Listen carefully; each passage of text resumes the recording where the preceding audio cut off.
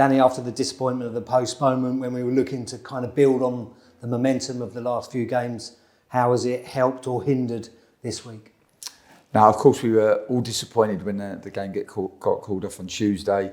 I think it was probably touch and go at lunchtime when we had the early afternoon inspection.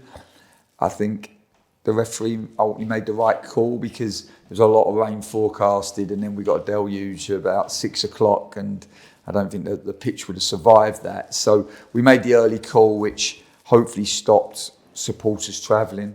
But it was a disappointment for us because obviously we were in a good moment. We'd won on Saturday and we wanted to back that up with another home win on Tuesday and test ourselves against a really good Port Vale team. But it wasn't to be, so we adapted. We trained Tuesday evening. We're so lucky here to have the dome, so we were able to get a good training session into the boys. They then were able to do some strength work and some strength training after the work on the grass. And that's important in terms of injury prevention, also in terms of trying to keep developing the boys' power and their speed. Then we trained again today, and really off the back of the Port Vale game being postponed, all of our focus turned to Tranmere. They obviously had to play on Tuesday, had a tough away game at Swindon.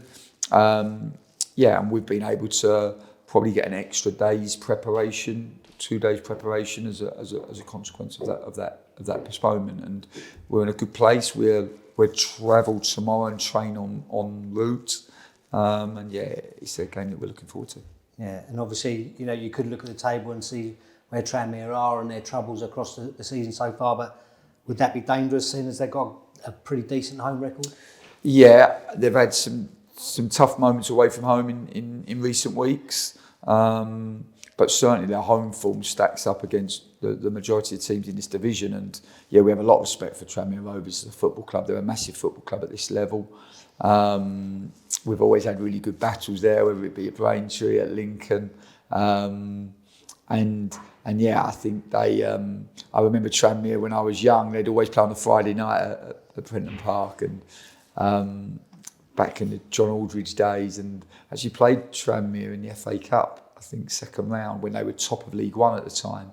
So I have a lot of respect for them as a football club. We know how difficult a place it is. It's no surprise to me that their home form is good.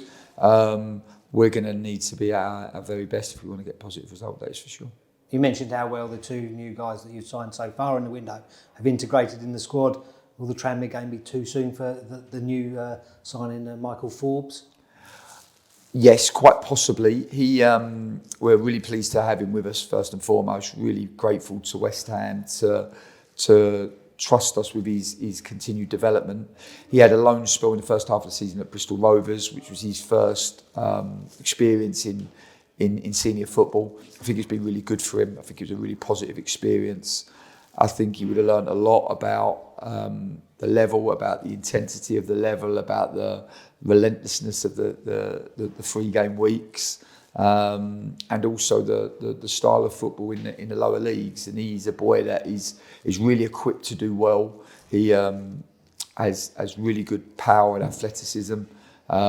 Left-footed, which gives us that lovely balance at centre half, which we really like.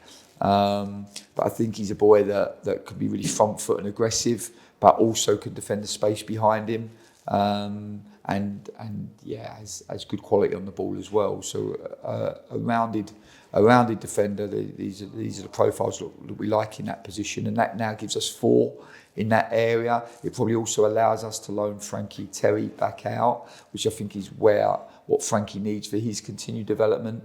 I know Braintree were really keen to take him back, but we also know that there's some other interest from National League clubs for him as well. So we'll try to make the best decision for Frankie, but certainly he will develop even further with another 15, 20 games under his belt.